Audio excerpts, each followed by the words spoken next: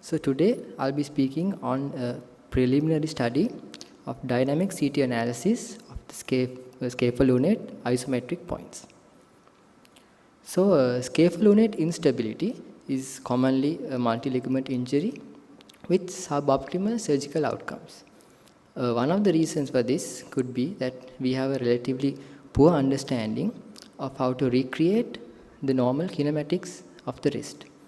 So the question is it possible to leverage motion data and kinematic analysis, specifically an isometric point analysis, to understand as well as recreate normal kinematics? So the aim of the study is to identify kinematically isometric points, or what we call nidus points, of the scapholunate complex using 4D CT of normal wrist. So we know from Tubiana that there are certain locations on the wrist that acts as confluences of ligaments, points where ligaments converge. So these are called anatomical nidus points. So our aim is actually to find kinematic equivalents of anatomical nidus points, so kinematic nidus points. So we have used 10 normal 4D CT scans which are in motion from ulnar deviation to radial deviation, and we got 3D model sequences of the scaphoid and lunate in motion from these scans. So this is the illustration of the scaphoid in motion. And each 3D model has a surface mesh, a triangular mesh, and it has vertices and faces. And all of these models have been registered and aligned to a radius coordinate system. So as I said, the analysis method we have used is isometric analysis. What it means is the absence of change in length or equidistance. So let me talk you through what we have done. We have linked all the vertices of the scaphoid model with all the vertices of its corresponding lunate model of each individual.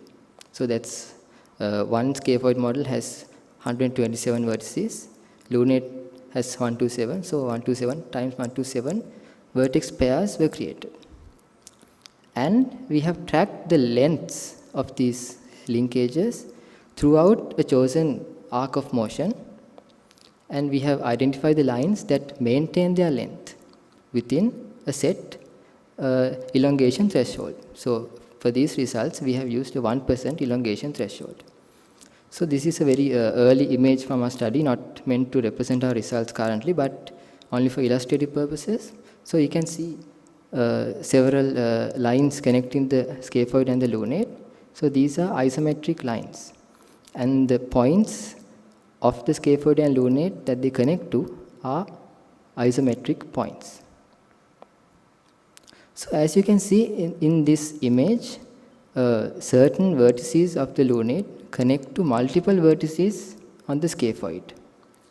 So we have further analyzed this aspect, and we have identified few vertices of the scaphoid which are isometric to a maximum number of lunate vertices, and vice versa for the lunate. So let me show you what that looks like. So this is the point on the lunate which is isometric to many number of vertices on the scaphoid. So these points, which acts as a confluence of isometric lines, we call them kinematic nidus points.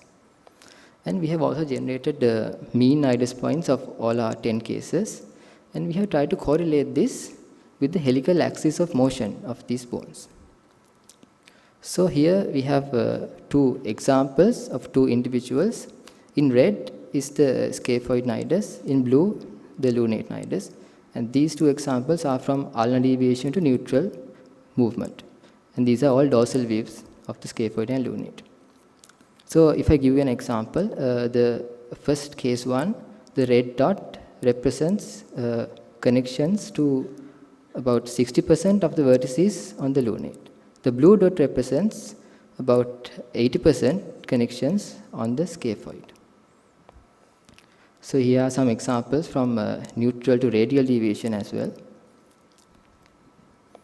And these are the mean nidus points that we have identified for 10 individuals. So as you can see, they are all in the dorsal aspect, and there is not a really big difference between ulnar deviation and radial deviation as well. And here we have tried to correlate this with the scapholunate helical axis. So scapholunate helical axis is the relative helical axis of motion of the scaphoid with respect to the lunate, or vice versa. So you can see that it does correlate well to nidus points in each individual wrist. It goes quite close to the nidus points. Unfortunately, I don't have any mathematical rigor or numbers behind this. This is at this point a purely visual correlation. So moving on to the discussion. We have identified some isometric points. These are equidistant points on opposite bones that maintain equidistance as they move. And we have identified some special isometric points which are called kinematic nidus points. So in all of these examples, we noted that all of these nidus points on both bones maintain at least 50% isometry to the opposite bone vertices.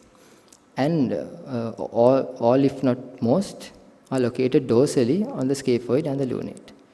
And there is minimal change in the mean location in ulnar deviation versus radial deviation. And it should also be noted that we are not claiming these nidus points are anatomical nidus points. So we are not claiming that these are ligamental attachment points, purely points derived from the motion of the bones. And as you saw, there is a good visual correlation with the scapholunate helical axis as well. So in conclusion, we have these kinematic nidus points, which are relatively rigid constraints between the scaphoid and lunate in a normal wrist. And it also correlates with the compound motion of the two bones, the relative motion. So we hypothesize that this is likely to be important in the stability of the scapholunate complex. And we think that comparison of nidus points between normal and unstable wrist is likely to be important in diagnosis and surgical reconstruction. So future directions are to create mathematical models to give numbers to the correlation with the scapholunate helical axis, and also analyze the stability of nidus points. Finally, we hope to assess nidus points in scapholunate instability as well. So this is one example that we have tried. And we see differences.